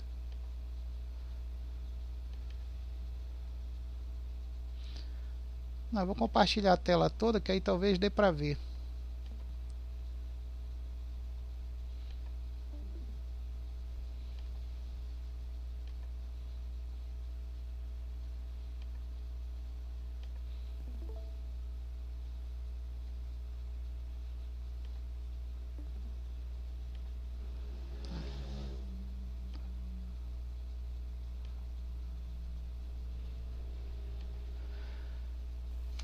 Vocês estão vendo os capacitores aí? Vocês estão vendo eles? Tá? Eu vou riscar agora e ver se dá para ver o risco. Deu para ver o risco? Deu sim, agora funcionou. Beleza. Então vamos lá. Então olha só, esse capacitor, se você olhar aqui, todo capacitor eletrolítico ele tem uma indicação do lado, indicando aqui a polaridade negativa. E geralmente o terminal, se não tiver escrito, o terminal menor dele aqui é a polaridade negativa. E a outra, que não tem nada indicando, é positiva. Eu vou tentar aumentar aqui, para vocês verem que eu acho que nesse capacitor aqui está escrito aqui quantos farads. Ó. Não sei se dá para vocês verem aí. Eu vou ampliar mais. Está escrito, eu acho que é 68 farads por 400 volts. Dá para ver isso aí? Dá sim, dá pra ver. Isso. Então é sinal que esse capacitor aqui, ele aguenta altas tensões de 220 volts, entendeu? 200 volts. Os caras fabricam aqui ele para uma capacidade de tensão e corrente muito alta. Mas como ele tem só 68, e isso mesmo, parecendo um micro antes do F. Eu só não sei se é um U, eu não sei se é um U ou um M aqui antes do F. Mas o que acontece? Mesmo que seja 68 micro, ou mesmo que seja 68 mili, é muito pouco. Então, resumindo, ele aguenta altas tensões, mas sob um armazenamento pequeno. Entendeu? Então, ele armazena pouca energia, tá? Sob alta tensão. Então, na realidade, ele deve ter sido projetado mais para circuito regulador do que para aumentar a energia sob acúmulo, né? Então, esse aqui primeiro a gente chama de eletrolítico, tá? Esse segundo aí que vocês estão vendo, deixa eu pegar que eu numerei aqui na ordem, que fica mais fácil de vocês verem, de eu explicar a ordem, já que está numerada. É só pegar aqui. Aqui, o segundo que vocês estão vendo é de poliéster, tá? Deixa eu riscar aqui. Esse que vocês estão vendo aqui, ó, o número 2, é o de poliéster. Esse de poliéster, ele tem praticamente a mesma função do eletrolítico. Também acumula energia, tá? Mas ele é mais voltado para tensões e correntes baixas. O eletrolítico ele aguenta porrada. Esse cara aqui do lado, o eletrolítico, você vê que ele foi feito aqui, ó, para 400 volts. Então ele aguenta porrada. Já esse não. Esse aqui é feito para tensões de energia DC e correntes DC mais baixas, mas ele acumula energia também. Esse aqui, que é o 3, é o chamado cerâmico, tá? Esse aqui é o seguinte, o cerâmico ele tem uma finalidade de acumular o mínimo de energia possível e ele serve como barreira para não deixar a energia subir muito. A gente vai ver nos circuitos que nós vamos analisar a partir da 7ª aula, que a função dele é, na realidade, como um protetor, como fazer a tensão não subir mais do que aquilo que ele especifica, já que as tensões de volts que ele acumula e de farad são muito, muito, muito pequenas, tá? Esse aí é o cerâmico, esse número 3. Isso vai estar na apostila bem explicado, amanhã à noite.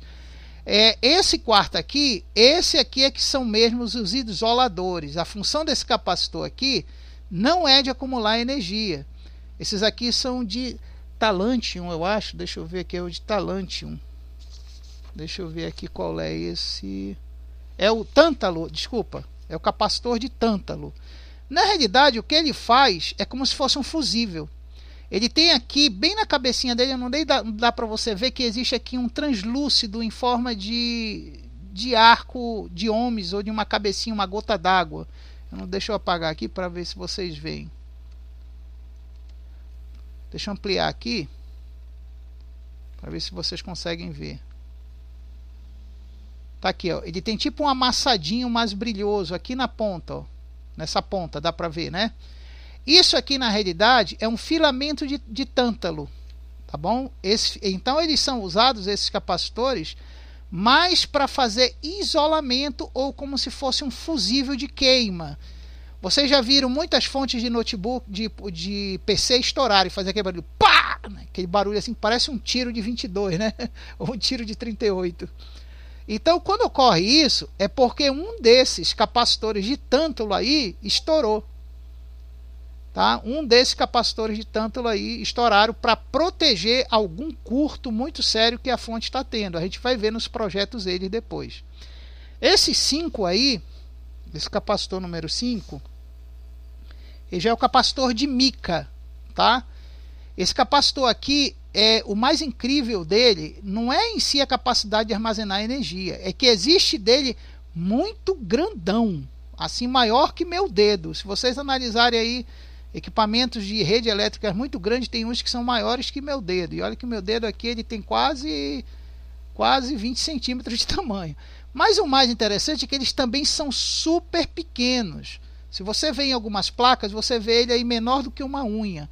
Às vezes eles chegam até a ser menor do que esse sexto, que é um capacitor de SMD. É um capacitor cerâmico SMD. Isso aqui a gente vê muito em placas modernas de hoje, tá? Principalmente placas SMI, placas já de componentes SMD. Esse sexto aqui, então, é o capacitor cerâmico que tem a mesma finalidade, veja só, ele tem a mesma finalidade, desse 3 aqui, ó, tá? Desse 3. Tem a mesma finalidade desse aqui, ó, tá? Então, deixa eu subir de volta, descer aqui, aliás. E nós temos aqui o número 7, parece esse monstro aqui, esse monstro. Na realidade, se eu não me engano, esse aqui é o Agás. Faz tempo que eu não vejo ele, o Agás, porque ele não é mais fabricado. Ah, não, é um capacitor, tá na cara, é um capacitor variável, tá? Isso aqui é muito raro a gente ver em circuitos eletrônicos modernos, tá? Mas é o capacitor variável. Esse capacitor variável, ele tem um lance bem aqui na ponta que você mete uma chave e conforme girar vai mudando o nível de farad dele, tá? O único problema é que ele não é confiável para aparelhos microeletrônicos, como placa-mãe, placa de celular, esse tipo de coisa, ele não é confiável. Ele é usado mais em aparelhos mais robustos, como estações de energia, estações UPS de energia ou no breaks de alta potência, tá? Então você não vai ver ele em microaparelhos digitais como celular, computadores que existem hoje não. Bom, nós temos o 8 aqui, tá? Que são os capacitores in vitro, tá? Esses capacitores aqui, aliás, deixa eu ver se é in vitro, esse aqui é o in vitro. Esses capacitores aqui, eles funcionam como acumuladores de energia para retificação. Não é muito mais fabricado, porque eles estouram com muita facilidade. Às vezes uma tensão de 3 volts já estoura ele com muita facilidade, tá? E esse aqui é o capacitor que não é mais fabricado, é o capacitor a gás, tá bom? Esse cara aqui ele pega fogo com muita facilidade, então por isso que deixaram de fabricar ele, tá? E ele tem outras finalidades além de armazenar energia. Então todos esses aí que vocês estão vendo são os tipos de capacitores que existem para serem utilizados no mundo da eletrônica. A gente vai usar muito eles nos pequenos projetos que a gente vai fazer, porque vão ser eles que vão dar ou um chaveamento de lastrar energia para um lado ou de aumentar a tensão sob acúmulo de energia, tá, pessoal? Então, e na próxima aula, o primeiro projeto que a gente vai analisar vai ser esse que eu vou mostrar para vocês aqui. Não, mas eles são grandes, ô Mateus. Eles não são pequenos, não.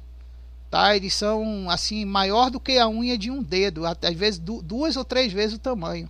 Tá? O que você está falando, na realidade, são componentes que a gente vai ver que são cintiladores. Tá? Cintiladores de frequência. Isso a gente vai ver depois lá pela 14ª aula o que é um cintilador de frequência. Isso que você está confundindo com esse daí. Bom, agora...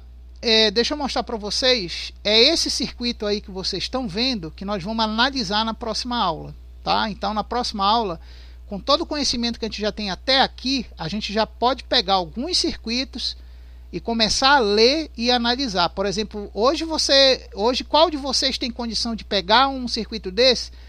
Você sabe que tem um LED, você sabe que tem 2 resistores, um capacitor ali, uma fonte de 9 volts e tem 2 interruptores, né? Mas vem a pergunta, o que isso faz? Vocês têm condições de saber? Não. Então, na próxima aula, a gente vai aprender a fazer as leituras de circuitos assim para vocês entenderem o que é que aquele circuito faz. Por quê? Porque quando você vai consertar um aparelho, tendo o projeto do circuito do aparelho em mãos, Você não vai ter alguém explicando, ó, essa parte do projeto faz isso, acumula isso, despeja energia nisso, aumenta a potência nisso. Não, não vai ter. Você vai ter que ler o projeto e calcular e ver o que acontece naquele trecho do projeto. Aí só assim você consegue entender como a placa do aparelho lá, com os componentes, funcionam de forma adequada. Existem várias maneiras da gente fazer isso. Às vezes a gente não tem um projeto na mão e com medidores específicos, vocês vão treinar comigo aqui a partir da 10ª aula em diante, vocês vão ver que dá para medir mesmo sem tendo o projeto. Mas o ideal mesmo é você ter esse projeto na mão, porque aí você consegue medir com mais precisão os caminhos das coisas por onde elas vão. Entendeu, pessoal? Então a gente já vai treinar a leitura de coisas assim já na próxima aula. Ok? Agradeço. Já vai ser no domingo. Domingo, 21 horas. Tá bom para vocês esse horário? Domingo, 21 horas? Que aí vai ser 1h30 de aula, mas eu acho que dá para vocês, tá? Aqui eu vou começar 8 horas, que aqui é uma hora antes, né? Aqui na minha região, e vocês vai ser 9 horas aí. Tá bom, pessoal? Então, agradeço aí a paciência, principalmente a paciência de vocês. E olha, não esqueçam que tem os exercícios da segunda aula que estão lá no YouTube. Vocês têm que baixar a apostila que está lá, reestudar a apostila para vocês terem uma relembrança do que foi dado da segunda aula e da aula de hoje, e fazer os exercícios de cálculos que estão lá, que são parecidos com os exercícios que são mostrados na apostila. Façam isso aí e vocês têm até 10 ou 15 dias para me entregar esse segundo exercício, porque até a gente fechar 2 meses, eu já tenho que ter pelo menos uns 10 exercícios de vocês feitos para validar o certificado de vocês, tá, pessoal? Então façam isso aí. Tá bom, querido? Então um abraço aí para vocês. A gente se vê aí no domingo, então. Até mais.